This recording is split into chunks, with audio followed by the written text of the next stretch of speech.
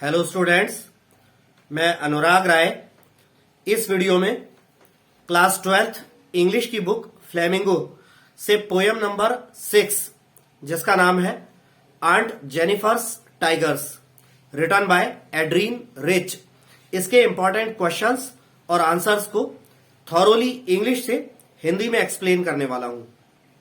शुरू करने से पहले आपसे रिक्वेस्ट करना चाहता हूं, यदि आपको मेरे वीडियोस पसंद आते हो तो प्लीज उन्हें लाइक कीजिएगा, कमेंट्स करके मुझे बताइएगा कि वीडियोस आपको कैसे लगते हैं, या अगर आपका और कोई सुझाव हो कि मैं अपने वीडियोस को और कैसे इंप्रूव कर सकता हूं तो आपके सुझावों का भी वेलकम है।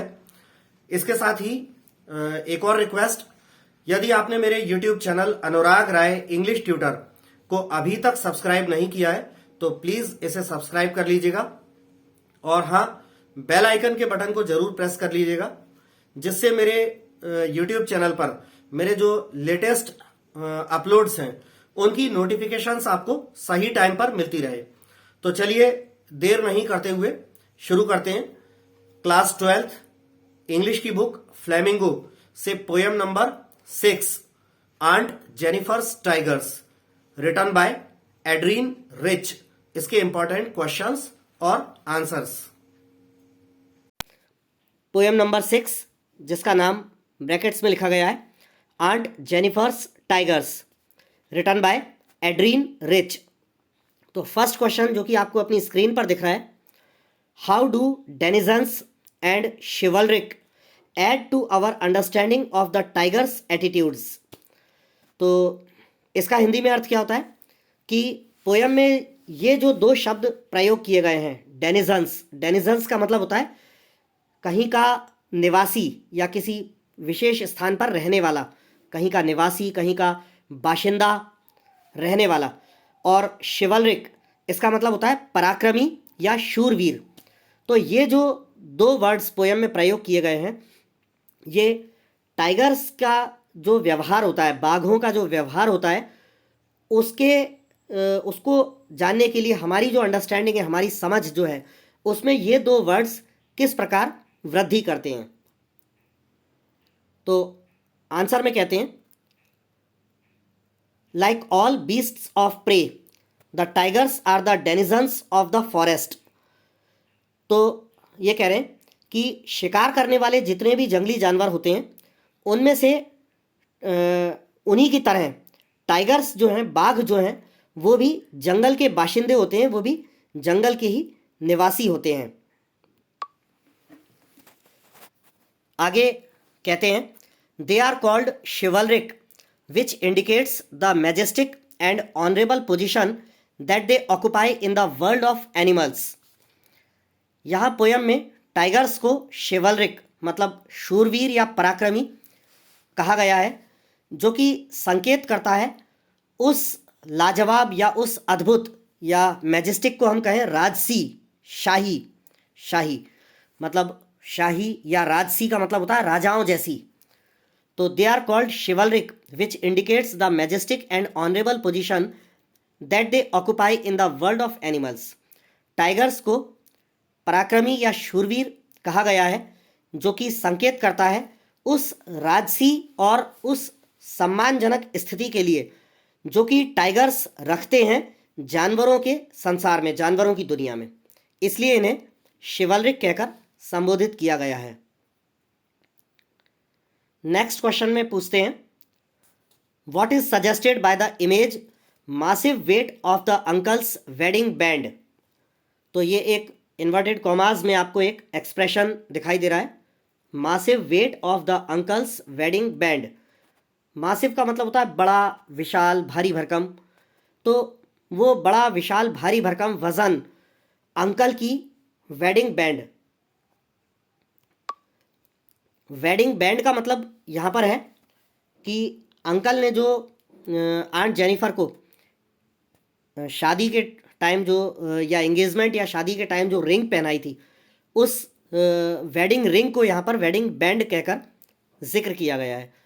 तो अंकल की शादी की जो अंगूठी थी जो उन्होंने आंट जेनिफर को पहनाई थी, उसके भारी भरकम वज़न इस इमेज को जो प्रस्तुत किया गया है पोयम में, इसके द्वारा हमें जो है क्या पता चलता है, ये क्या सुझाव देती है ये इमेज। आंसर में कहते हैं it suggests the weight of the harsh and tough experience of aunt Jennifer's married life. ये एक्सप्रेशन जो है कि अंकल की शादी की अंगूठी जो है उसका भारी भरकम वजन, ये एक्सप्रेशन हमें सुझाव देती है उस हार्श का मतलब होता है कठोर, कटु या रूखा, और टफ यानी कठिन। तो उस कटु, उस रूखे और उस कठिन अनुभव के बारे में सुझाव देती है जो आंट जेनिफर की शादीशुदा जिंदगी में रहा है। The wedding band that the poet talks about was the wedding ring worn by aunt Jennifer. जो कवि वेडिंग बैंड का जो जिक्र करता है, जिस वेडिंग बैंड का कवि जिक्र करता है, वो एक्चुअली शादी की अंगूठी है जो कि आंट जेनिफर के द्वारा पहनी गई है। Its massive weight suggests that she was overburdened with duties and responsibilities after her marriage life. After her marriage, sorry life नहीं है, तो दोबारा से इसको पढ़ता हूँ। Its massive weight suggests that she was overburdened with duties and responsibilities after her marriage. तो वो जो अंगूठी आंट जेनिफर ने पहनी हुई है, अंकल के द्वारा शादी में पहनाई गई, उसका भारी भरकम वजन जो है वो हमें सुझाव देता है कि आंट जेनिफर उसके द्वारा ओवरबर्डन्ड यानी ज़रूरत से ज़्यादा भार या बोझ लाद दी गई हैं। किस चीज़ से? Duties and responsibilities after her marriage. तो शादी के बाद जो हस्बैंड के प्रति, परिवार के प्रति जो कर्तव्य हो जाते हैं, जो रिस्पॉन्सिबिलिटीज़ हो जाती हैं, उत्तरदायित्व हो जाते हैं, उनके बोझ तले आंटी दब गई हैं, ऐसा बताना चाह रहे हैं। वैसे ऐसा नहीं है कि शादी की जो अंगूठी है वो कोई 100-200 किलो की होती है। शादी की अंगूठी तो जो है जैसे नॉर्मल रिंग्स होती हैं ज़्यादा से ज़्यादा 8-10 ग्राम की, एक हल्की फुल्की रिंग्स होती हैं, वैसे ही वो भी रिंग होगी। लेकिन उसका भारी भरकम वेट जो बोला जा रहा है वो एक्चुअली किस चीज़ का सिंबल है? वो इस चीज़ का सिंबल है कि आंट जेनिफर ने जब वो रिंग पहनी तो उसका भारी भरकम वेट का मतलब है कि रिंग पहनने के साथ जो उनके ऊपर पारिवारिक जो ड्यूटीज़ आ गई आफ्टर मैरिज, शादी के बाद जो उन पे जो ड्यूटीज़ आ गई, जो कर्तव्य उनके ऊपर आ गए, जो रिस्पॉन्सिबिलिटीज़, जो उत्तरदायित्व उनके ऊपर आ गए, वो ज़रूरत से ज़्यादा भारी भरकम थे। तो ये सजेस्ट करती है हमारी ये एक्सप्रेशन कि अंकल की अंगूठी का भारी भरकम वज़न। क्वेश्चन नंबर 3 में पूछ रहे हैं ऑफ व्हाट और who is aunt Jennifer terrified with in the third stanza. Poem का जो थर्ड स्टैंजा है, तीसरा जो छंद है, उसमें आंट जेनिफर किस चीज़ से या किससे भयभीत हैं? तो आंसर में कहते हैं aunt Jennifer is probably terrified of the operation of her chauvinist husband.